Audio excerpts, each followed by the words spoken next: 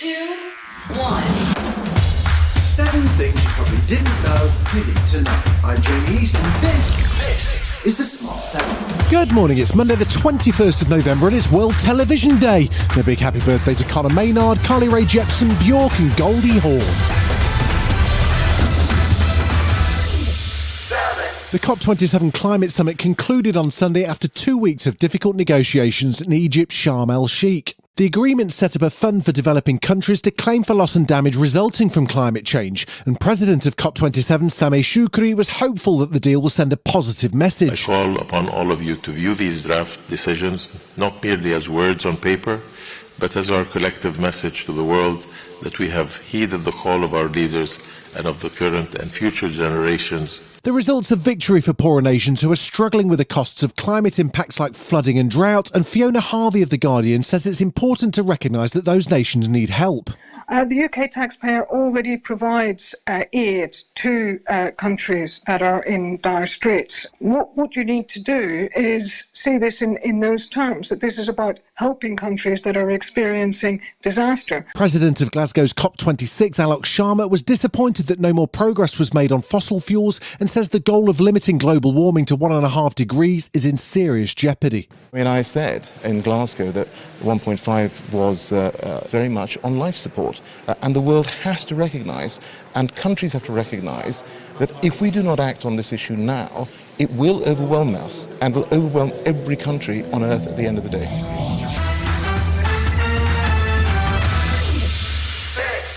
Boris Johnson's plan to fix social care has been delayed by 2 years as the health service struggles with over 500,000 people on the waiting list for social care, financial aid or a review.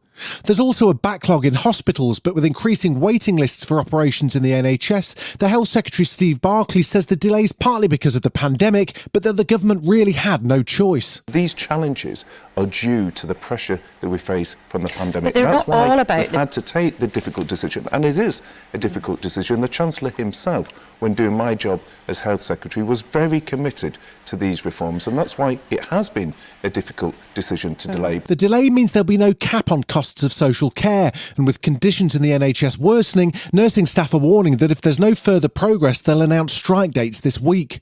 The GMB union represents care workers, and General Secretary Gary Smith wasn't happy at all with Steve Barclay's response. I have to say I'm incandescent. I mean, this is deluded and frankly pretty dishonest stuff from the Secretary of State.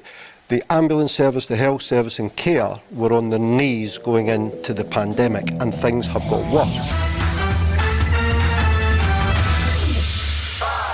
The Russian war on Ukraine's become increasingly focused on energy, with massive Russian strikes crippling Ukrainian power and water supplies.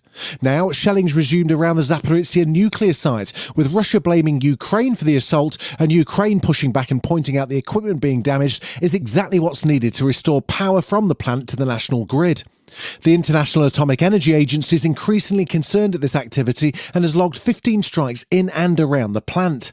Director General of the IAEA, Rafael Grossi, issued a statement to Sky News appealing for calm from both sides. Whoever is behind the blasts at that power plant must stop immediately, and that those explosions are completely unacceptable. At least 5 people have been killed in a shooting at a US LGBTQ nightclub in Colorado Springs. It took place in the early hours of Sunday morning when a man dressed in body armour entered Club Q and immediately opened fire. 2 of the club's patrons managed to subdue the man until police arrived on scene.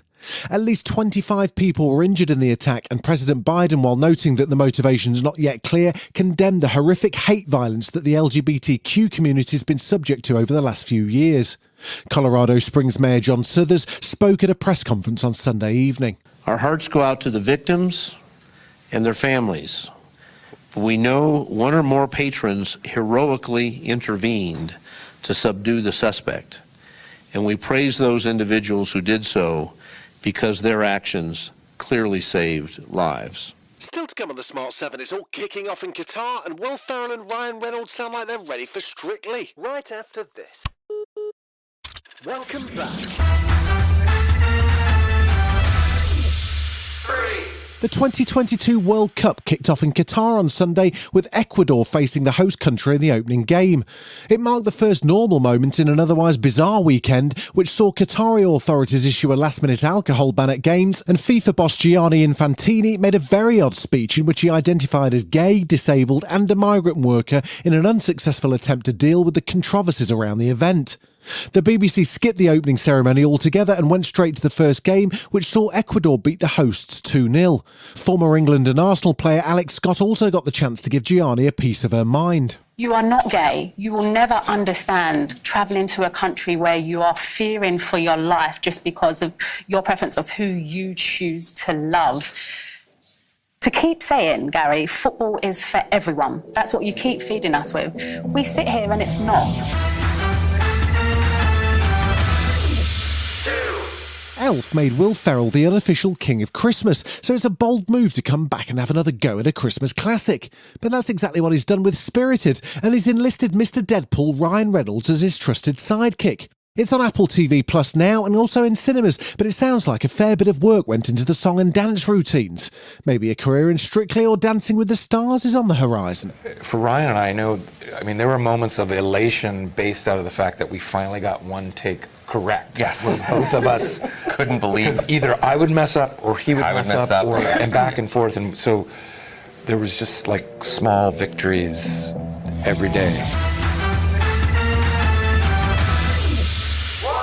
Everyone's favourite Green Goblin Willem Dafoe is back with a brand new thriller/psychological horror movie called Inside.